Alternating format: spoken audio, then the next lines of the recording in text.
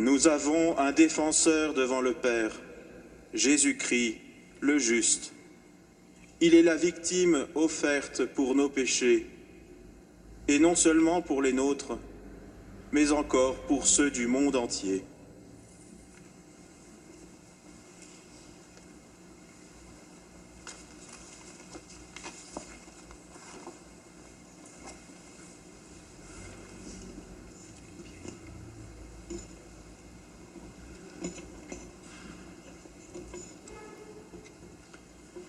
Chers frères et sœurs, nous avons un avocat auprès de Dieu et devant Dieu, Jésus-Christ, le juste. Par ses paroles, l'apôtre Jean nous aide à saisir le mystère du salut. Accablé par le fardeau du péché qui marque notre humanité, incapable d'embrasser par nos seules forces la plénitude de la vie et du bonheur. Nous avons été rejoints dans notre fragilité par Dieu lui-même, par le moyen de son Fils Jésus-Christ. En tant que victime expiatoire, affirme l'apôtre, il a pris sur lui le mal de l'homme et du monde. Il a porté avec nous et pour nous. Il a traversé en le transformant et il nous a libérés pour toujours. Le Christ est le centre dynamique, le cœur de notre foi.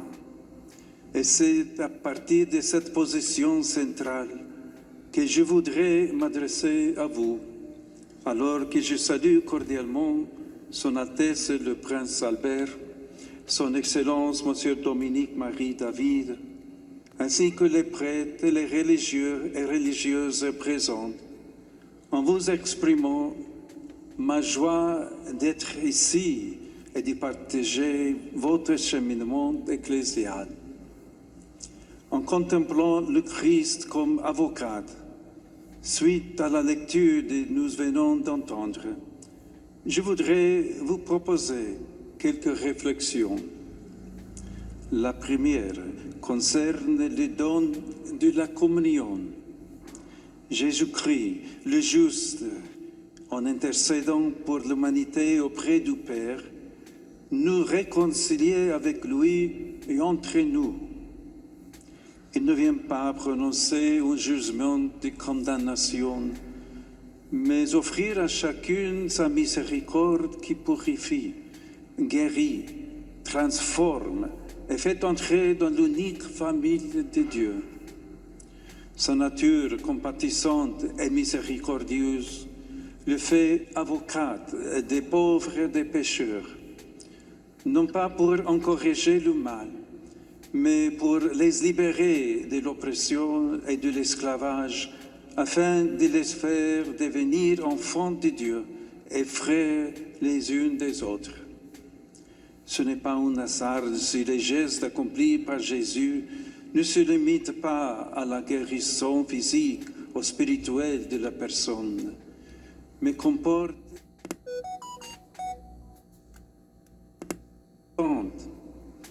la personne guérie et réintégrée avec toute sa dignité dans la communauté humaine et religieuse dont elle avait été exclue, souvent à cause de sa maladie ou de son péché. Cette communion est le signe par excellence de l'Église, appelée à être dans le monde le reflet de l'amour de Dieu, qui ne fait pas de préférence entre les personnes. En ce sens, je voudrais dire que votre Église, ici, en Principauté de Monaco, possède une grande richesse, celle d'être un lieu, une réalité dans laquelle chacun trouve accueil et hospitalité, dans ce mélange social et culturel qui vous caractérise. La Principauté de Monaco est en effet un petit État à la population très variée, composé de Monégasques, de Français, d'Italiens et de personnes de nombreuses autres nationalités. Un petit État cosmopolite où la diversité des origines s'accompagne également d'autres différences socio-économiques. Dans l'Église, ces différences ne sont jamais un motif de division en classe sociale, mais au contraire, chacun est accueilli en tant que personne et enfant de Dieu, et chacun est destinataire d'un don de grâce qui encourage la communion, la fraternité et l'amour mutuel. Tel est le don que vient de Christ, notre avocat auprès du Père. Nous avons tous été baptisés en lui. Et c'est pourquoi, affirme Saint Paul, il n'y a plus ni juif ni grec, il n'y a plus ni esclave ni homme libre, il n'y a plus l'homme et la femme, car vous ne faites plus que dans le Christ Jésus. Il me semble toutefois nécessaire de souligner un deuxième aspect, l'annonce de l'Évangile comme défense de l'homme. En souhaitant que tout le monde accueille la bonne nouvelle de la mort du Père, Jésus se pose en avocat, afin surtout de défendre ceux qui sont considérés comme abandonnés par Dieu, qui sont jugés, oubliés et marginalisés. Il se fait la voix et le visage de Dieu miséricordieux, qui défend les droits de tous les opprimés. Je pense alors à une Église appelée à se faire avocate, c'est-à-dire à défendre l'homme, tout l'homme et tous les êtres humains.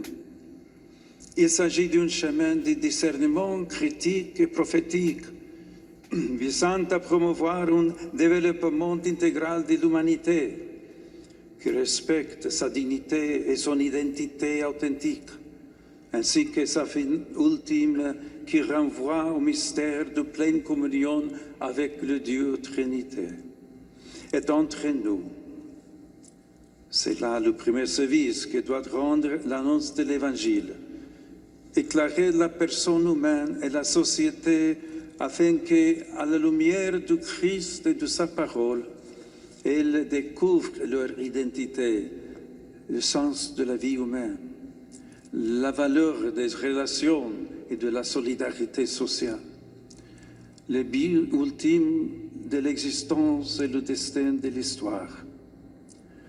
À cet égard, je tiens à vous encourager à accomplir un service passionné et généreux dans l'évangélisation. Annoncer l'évangile de la vie, de l'espérance et de l'amour. Apporter à tout le monde la lumière de l'évangile, afin que la vie de chaque homme et de chaque femme soit défendue et promue, de sa conception à sa fin naturelle. Offrir de nouveaux repères capables d'endiguer ces poussées du sécularisme qui risque de réduire l'homme à l'individualisme et de fonder la vie sociale sur la production des richesses. Il est important que l'annonce de l'Évangile et les formes de la foi, si profondément ancrées dans votre identité et dans votre société, se garde du risque de se réduire à une habitude, fut-elle bonne, une foi vivante et toujours prophétique, capable de susciter des questions et de présenter des défis. Défendons-nous vraiment l'être humain? Protégeons-nous la dignité de la personne en préservant la vie à toutes ses étapes? Le modèle économique et social actuel est-il vraiment juste et empreint de solidarité? Est-il animé par l'éthique de la responsabilité qui nous aide à dépasser la logique de l'échange d'équivalente et du profit comme fin en soi, pour construire une société plus juste? Chers amis, gardez les yeux fixés sur Jésus-Christ, notre avocate auprès du Père. Suscite une foi enracinée dans une relation personnelle avec lui, Une foi qui se fait témoignage, capable de transformer la vie et de renouveler la société. Cette foi doit être annoncée avec des moyens et des langages nouveaux, y compris numériques. Et chacun doit être initié et formé avec persévérance et créativité.